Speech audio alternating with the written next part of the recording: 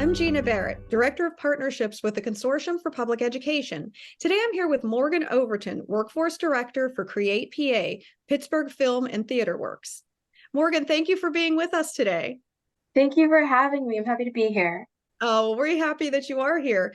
Could you elaborate a little bit? That's a mouthful, what your title is, and would like to hear a little bit more about this. Yeah, so Create PA is a new innovative partnership between the Pittsburgh Film Office and Pittsburgh Public Theater. This partnership was launched at the end of May of this year, but the whole goal is to grow and diversify the crew workers who work behind the scenes or behind the stage. Well, there's a lot of opportunities in the Pittsburgh region with filmmaking and production and shows. And I was wondering if you could talk a little bit about all of these training opportunities that are provided by your organization. So the trainings that are provided by Create PA, first of all, they are all tuition free. They are geared toward folks who are 18 plus, but they are all taught by members of the International Alliance of Theatrical Stage Employees Union, or IATSE for short.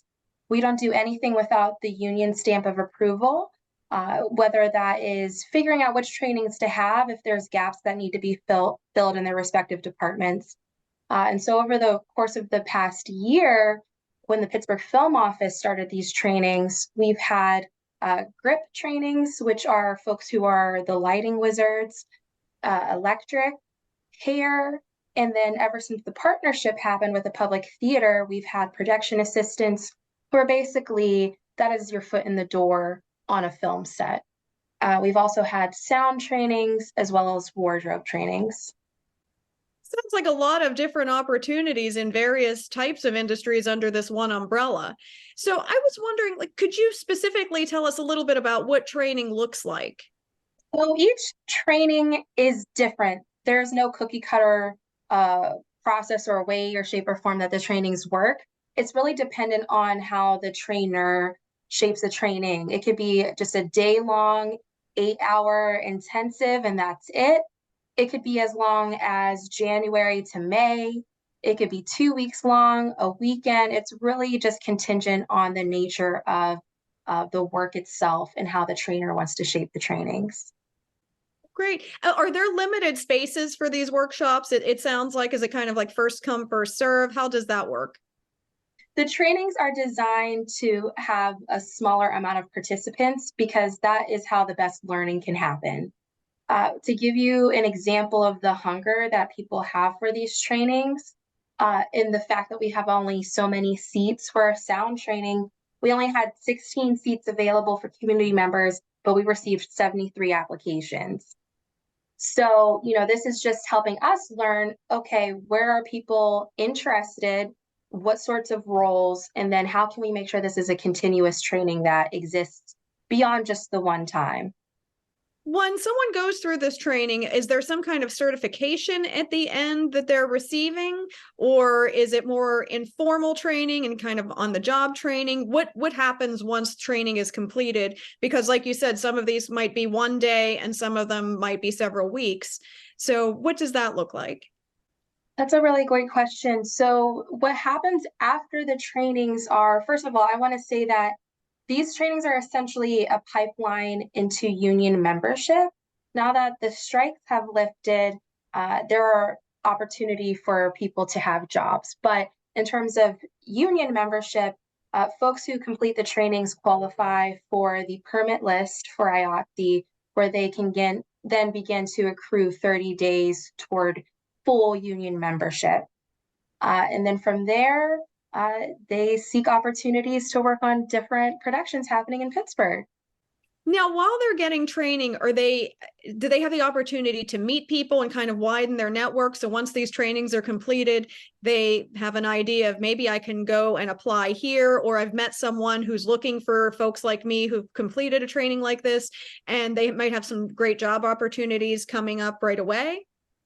I would say that networking is a huge part of these trainings because, first of all, it doesn't matter if you've never stepped foot on a set before and you just have a passion for film or theater, or you've already had some experience in it.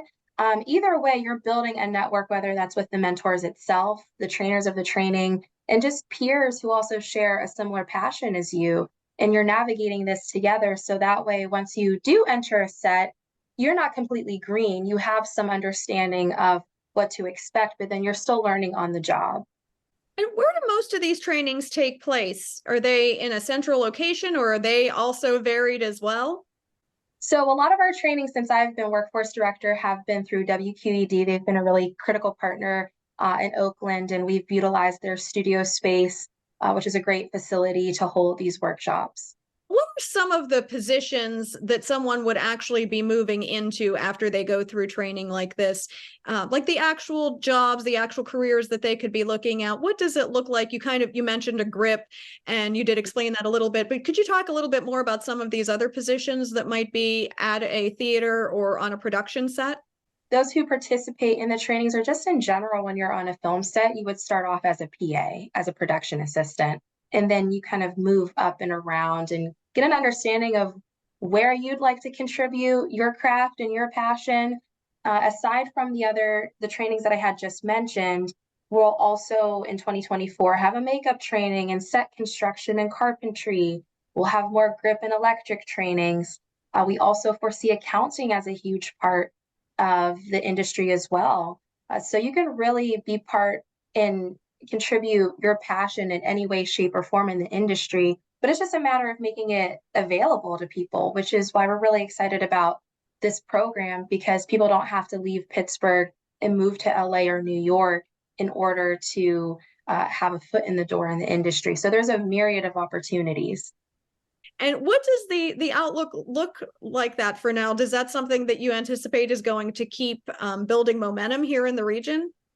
Yeah, I mean, well, first of all, when you think about the role of Pittsburgh when it comes to film production, I mean, the Pittsburgh Film Office itself has been responsible for over 200 feature films, and it's always a nice surprise to hear of a film that's been filmed here in Pittsburgh. And now that the strikes have lifted, and as we go into the new year, I imagine that it's going to keep ramping up. And then, of course, theater is still alive and well as well. So we want to make sure that people know that their opportunity is here and it's here to stay, whether that's on a set or behind the stage. And there are a lot of opportunities to go right into a paid position after you go through these trainings, as long as there's something that's being filmed and there's a show that's going on. Is that correct? For IATSE, the starting wage is $24 an hour. And I think a lot of people need to understand how, these unions operate, how to enter them, because these are family sustaining jobs, right? There's benefits. And again, I think Create PA is the very essence of Pittsburgh's heritage, which is the arts, creativity, and our union heritage. And what better way to blend that through these workshops and have people know what their potential is?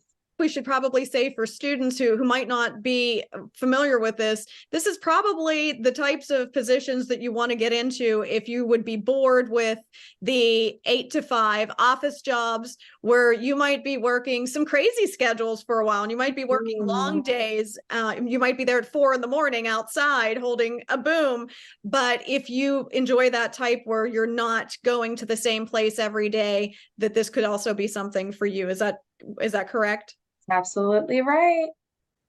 And so like you said, there's so many opportunities. We love for people to stay here in Pittsburgh. However, if something would come up and they would need to move somewhere else because of family or something like that, this is an opportunity that this training could also travel with them. Is that correct?